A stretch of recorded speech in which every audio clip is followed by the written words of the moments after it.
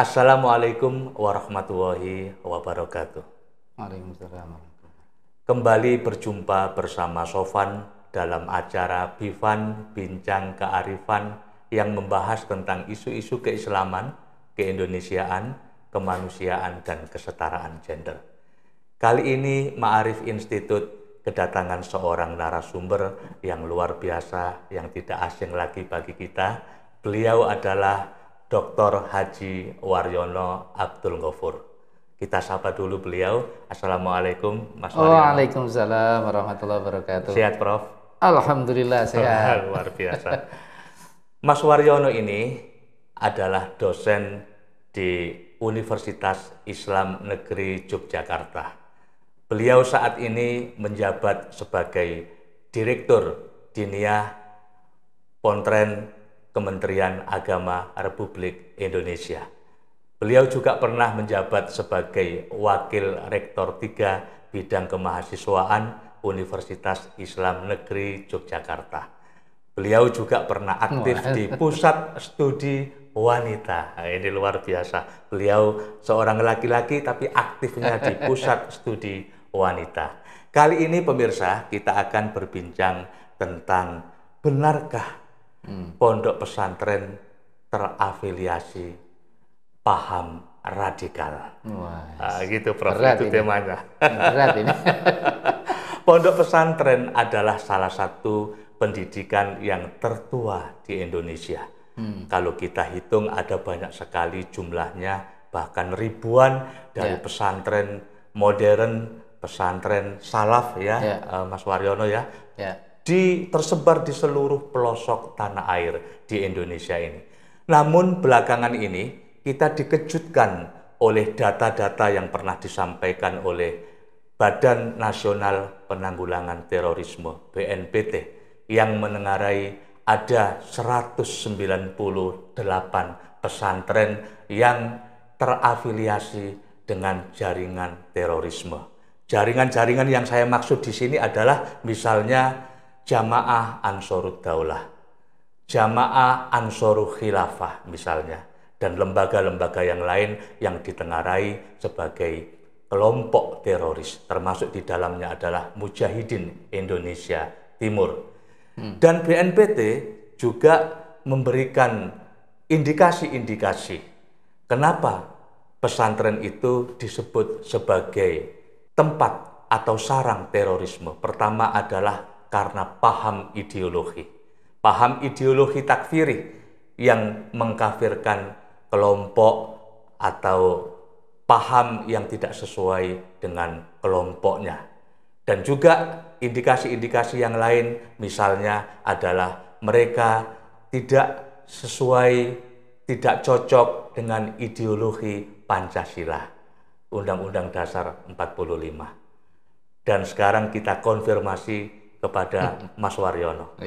Apakah betul bahwa ada jumlahnya ratusan, 198 yang ditengarai oleh BNPT, pesantren-pesantren itu terafiliasi dengan jaringan-jaringan terorisme itu, Mas Waryono?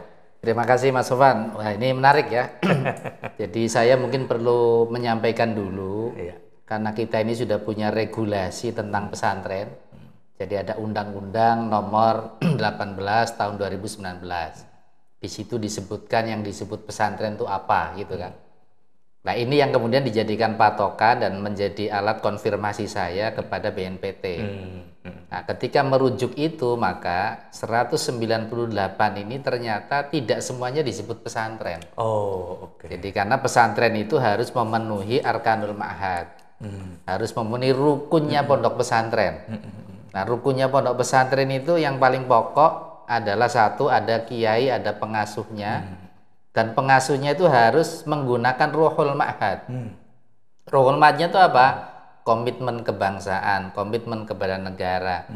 Lah maka ketika komitmen pertama ini tidak ada, dengan sendirinya batal disebut pesantren. Nah maka ketika saya telisik lagi 198 itu, saya bilang kepada beliau-beliau itu, kok ini masjid, radio, kos-kosan kok disebut pesantren. Jadi saya bilang ini perlu cek lagi nih kapan, ternyata ini 20 tahun lalu. Nah, 20 tahun lalu itu artinya sebelum lahirnya undang-undang pesantren. Nah, ini artinya tidak inline, Mas Sofwan. Iya, Nah, iya. saya minta kepada Pak Boy, kepada Pak Irfan gitu ya, untuk cek and recheck lagi dan merujuk pada undang-undang pesantren dan juga turunannya. Kita sudah punya PMA nomor 30, 31 dan 32 yang menjelaskan tentang apa? Pendidikan pesantren. Nah, jadi ternyata ya mohon maaf dari 198 itu sudah dikoreksi sendiri oleh BNPT. Mohon maaf itu tidak semuanya valid. Nah, karena memang ada mohon maaf studio radio gitu loh. Lah ini kok pesantren? Ada pengasuhnya tadi kan? Ada santrinya enggak ini yang kedua ini? Ini Arkanul Mahat itu harus ada santri. Dan santrinya boleh kalau hari ini misalnya karena ada pondok pesantren virtual, boleh santrinya itu adalah tidak mukim gitu kan. Kemudian yang ketiga itu ada asrama. Lah ini penting nih asrama. Nah, yang keempat itu ada tempat ibadah, masjid, langgar dan sebagainya. Nah, yang kelima ini ada kajian kitab kuning. Nah, jadi begitu merujuk kepada 5 Arkanul Mahat dan Ruhul Mahat yang 10 itu dengan sendirinya 198 itu tereliminasi. Itu bukan pesantren semuanya. Jadi memang ada yang kemudian memang apa pesantren gitu ya. Artinya Arkanul Mahatnya memenuhi tapi Ruhul Mahatnya tidak memenuhi. Itu menurut undang-undang loh ya. Iya. Kita bicaranya undang-undang. Begitu Mas Sofwan. Oke, Mas Waryono. Wah, ini penjelasan yang cukup terang ini ya. Jadi menurut Mas Waryono yang disebut pesantren itu harus ada Arkanul Mahat. Arkanul Mahat. Yang di dalamnya ada kiai, ada pengasuh, ada bunyai. Ada bunyai. Penting itu. Ini yang pernah ditulis oleh siapa itu Jamak Sari Dhofir ya. Tradisi pesantren. Tradisi pesantren itu. Betul. Dan pengasuhnya sendiri di situ ada Ruhul Mahat. Jadi paham tentang kenegaraan, kebangsaan itu harus menjadi pegangan dia. Oke, iya. Ini yang mau saya konfirmasi. Apakah pernah misalnya beraudiensi dengan BNPT karena 198 pesantren yang ditengarai oleh BNPT ini menurut sejumlah media ini adalah hasil dari rapat dengar pendapat dengan DPR MPR. Gimana itu, Mas? Iya, ya itu yang jadi sehari setelah mereka di DPR itu, kemudian kami diundang bersama Pak Boy di Metro TV. Lah justru di situ agak penjelasan berbeda seperti yang di DPR. Kata Pak Boy, pesantren itu hubbul waton minal iman. Pesantren itu adalah penjaga NKRI loh. Berarti kemarin ya Pak Boy saya bilang gitu ini beda ini. Makanya beliau sendiri yang merevisi gitu. Mohon maaf dan akhirnya beliau juga roadshow kan.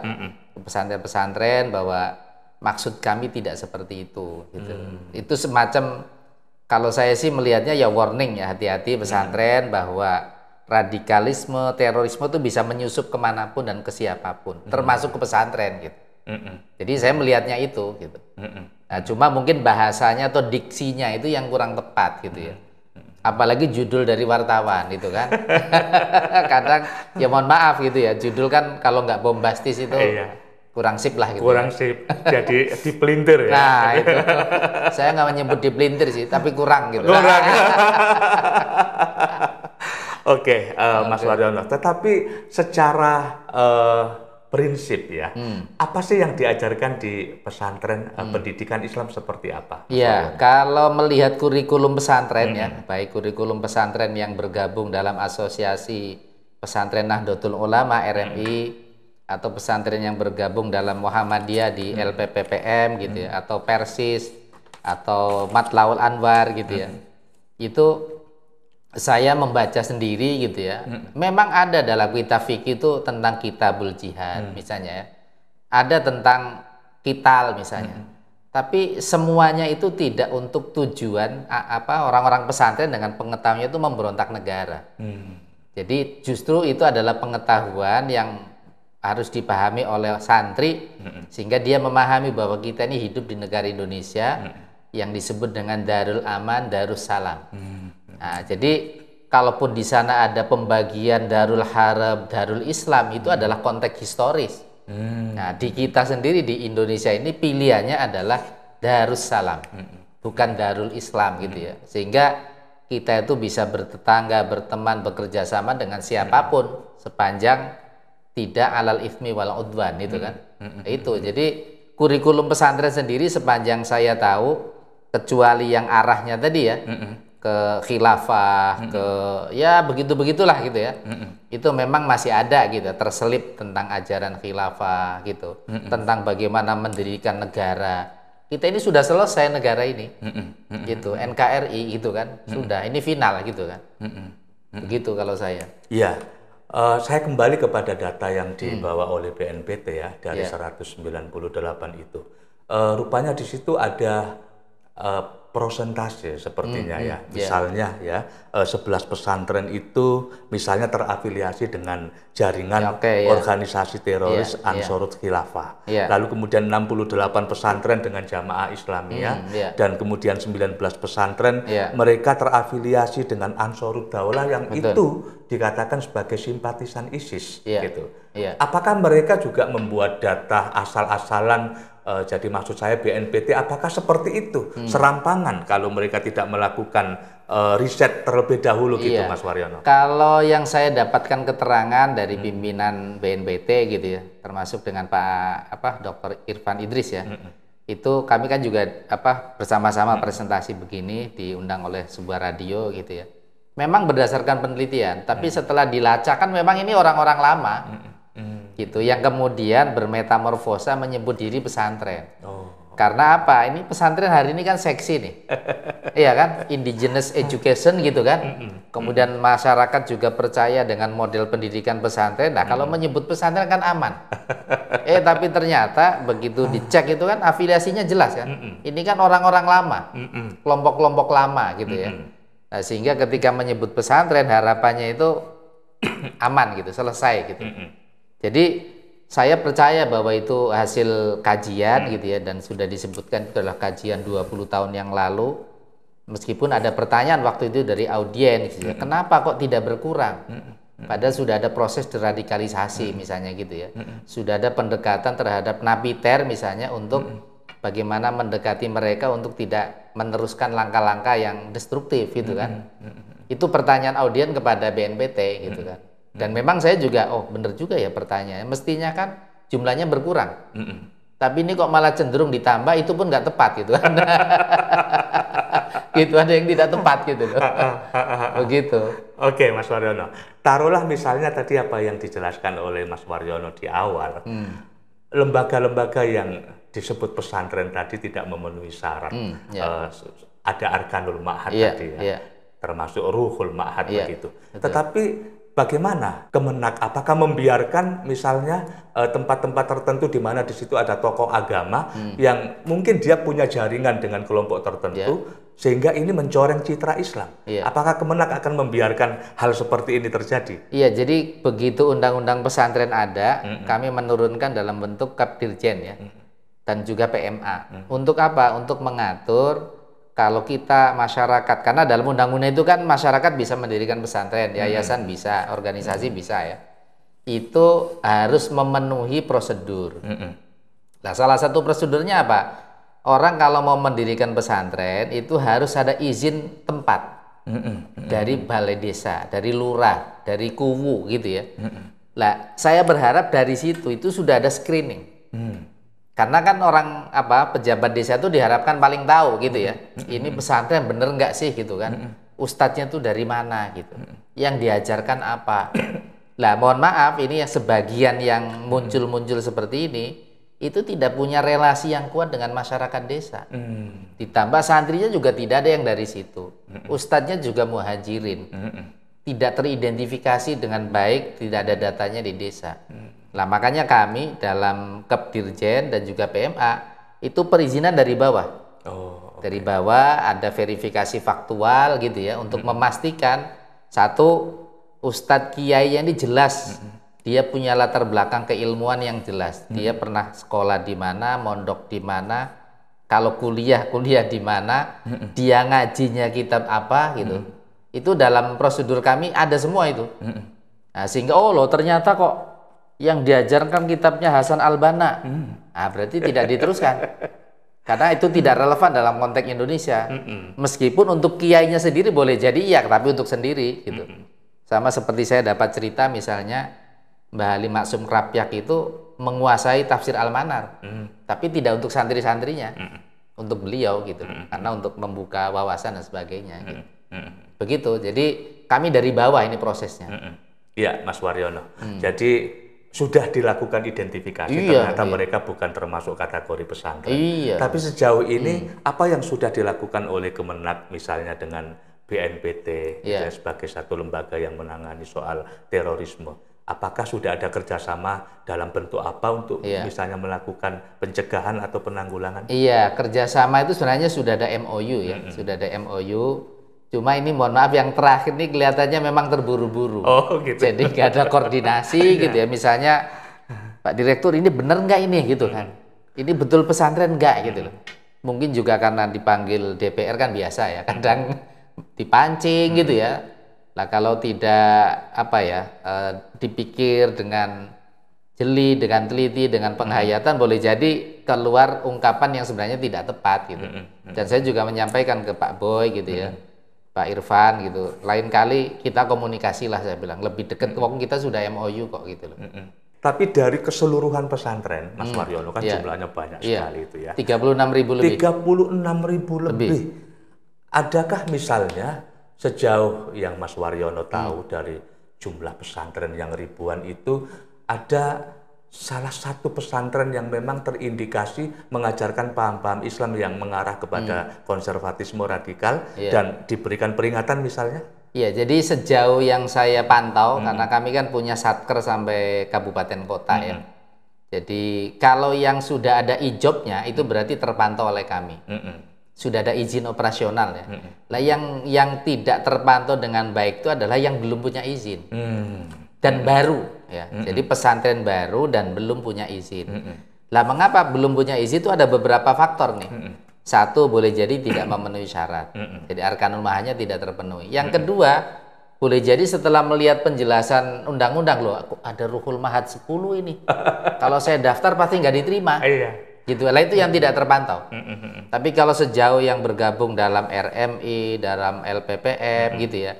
Ini kan kita berhubungan baik dengan ormas ya.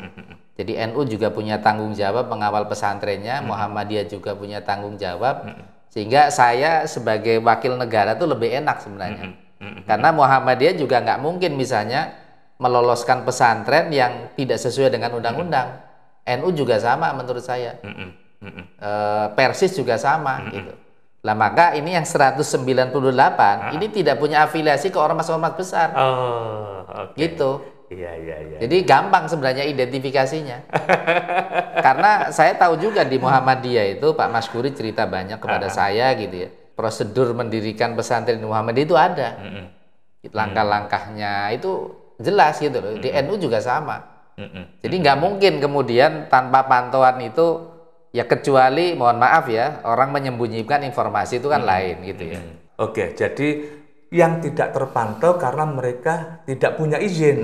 Itu. Nah, yang punya izin, yang terpantau itu sudah sejauh apa sih Mas Waryono? Jadi terpantau tuh gini, ini apalagi kami sedang melakukan pembaharuan izin. Nah, salah satu form yang harus diisi oleh mereka itu adalah mengisi kitab-kitab yang diajarkan.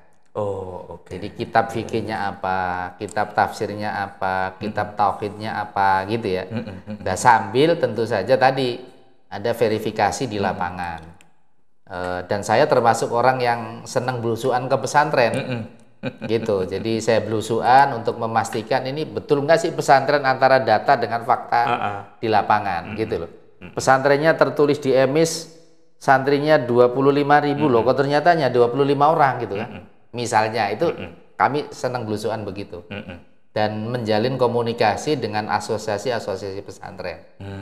Gitu. Karena kalau keliling ke 36.000 pesantren kan ya meninggalkan anak dan istri lebih lama gitu. Butuh waktu lama juga. Begitu. Oke, Mas Waryono. Di kantor. Iya. Apa yang sudah dilakukan oleh Kemenak untuk memastikan dan menjamin bahwa pesantren itu masih berada dalam koridor yang benar dalam proses belajar mengajarnya? Ya, salah satunya kami juga melakukan evaluasi, monitoring gitu ya, melalui Kabid, Kasih di provinsi dan kabupaten, agar mereka juga turun ke bawah ya.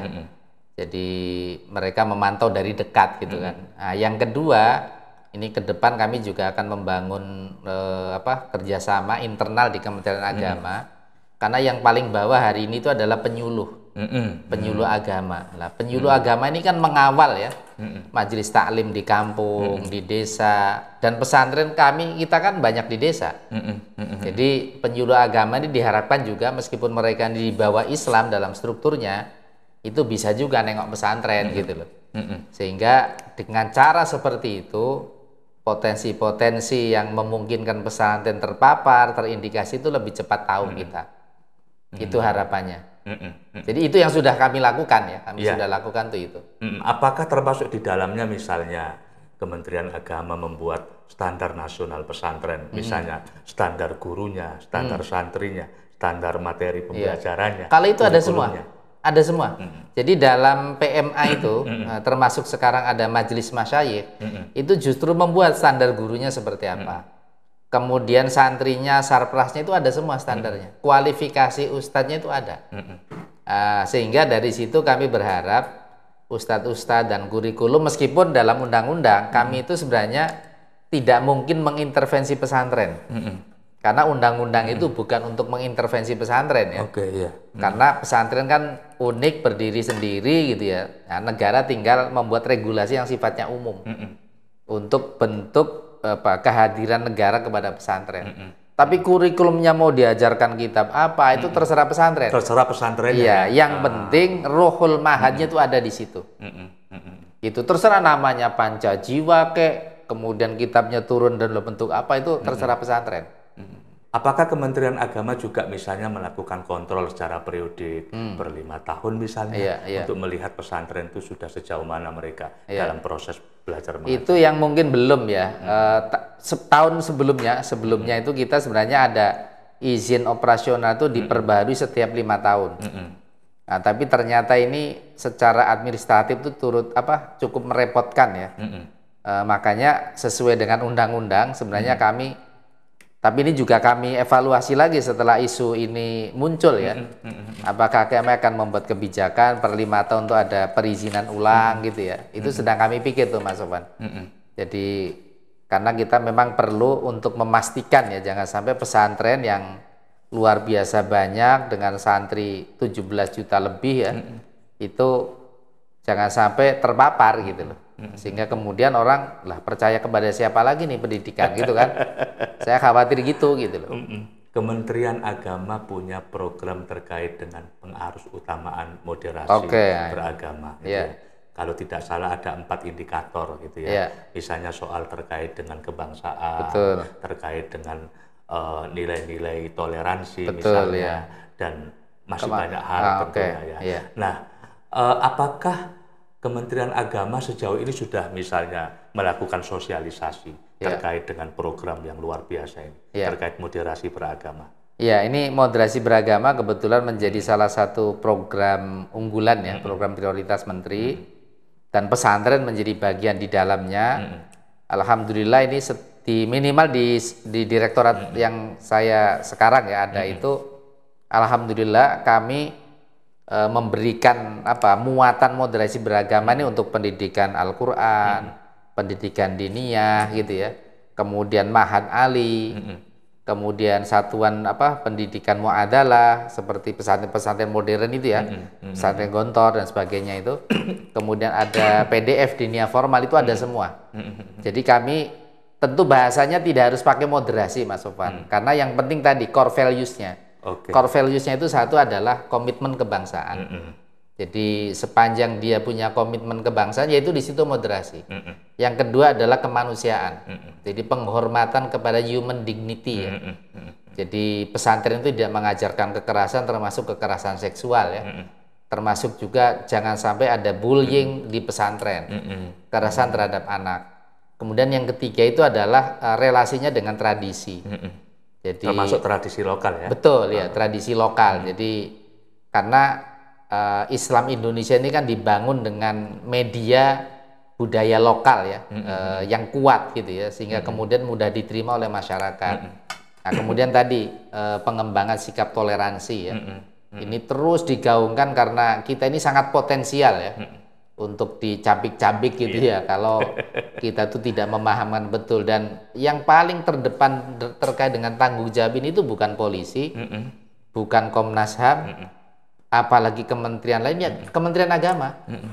Jadi kami itu sekarang berprinsip gitu, Kementerian Agama itu wajib ada, terutama dalam konteks moderasi. Tidak ada Kementerian Agama, tidak ada moderasi, dan Indonesia bisa bubar gitu. Nah, makanya kami sejak eselon 1, 2 terus ke bawah itu semuanya nanti akan ada penguatan terkait dengan moderasi beragama itu. Jadi ada 4 ciri tadi itu ya, kebangsaan, kemanusiaan, tradisi lokal, dan anti kekerasan. Betul. Seperti itu ya. Iya. Apakah ini cukup efektif, Mas Waryono, strategi untuk membuat pengarus utamaan moderasi beragama? Saya lihat ada banyak di kelompok-kelompok tertentu yang melihat moderasi beragama ini secara kritis ya.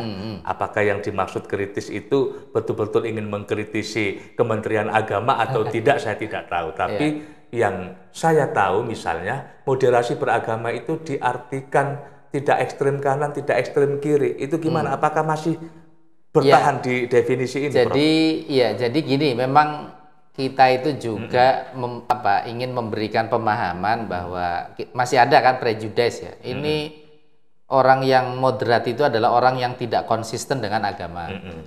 Ini moderasi itu adalah program westernisasi. Ini juga PR sendiri nih.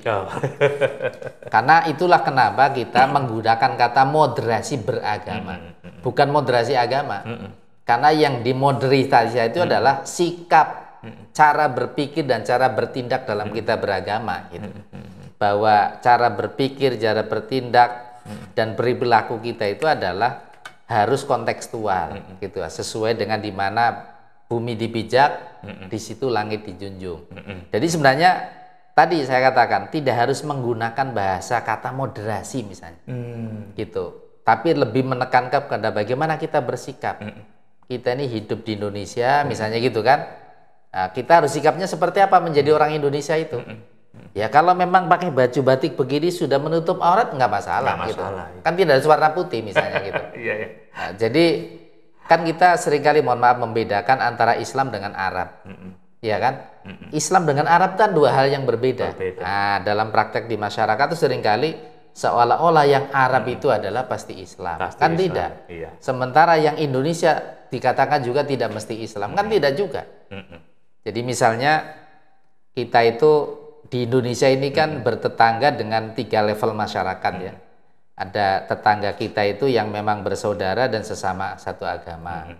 Ada yang tidak bersaudara, agamanya sama. Ada yang bukan saudara dan agamanya beda. Ini tidak ditemukan di Arab. Iya kan? Lah tentu kalau misalnya ya mohon maaf yang masih debatable sampai hari ini itu kan ucapan selamat Natal, selamat Idul Fitri, itu kan kultur kita. Bahwa kita tuh harus menyapa gitu loh. Menyapa orang lain, kita turut bahagia atas kebahagiaan orang lain. Kita turut sedih atas yang musibah ditimpa orang lain gitu kan. Bukan persoalan murni teologis, ini tuh ada kulturalnya gitu kan. Bahwa itu tetangga kita loh. Bahwa agamanya beda itu pilihan dia.